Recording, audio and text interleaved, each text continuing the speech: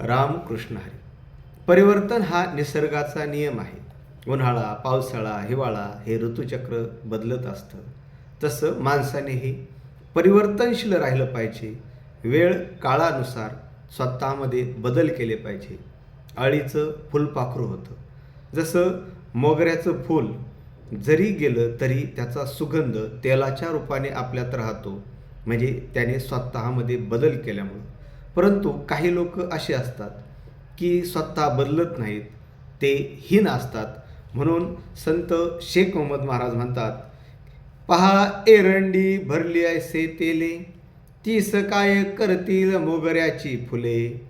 ऐसे जे संचिताने असे सांडवले, त्यासी प्रयत्न नाही. जर आपण असा प्रयत्न नाही केला तर आपण अभागी राहू. म्हणून आपल्यामध्ये बदल घडा आणि भगवंताच्या भक्ती मार्गाकडे चला. रामकृष्ण हरी.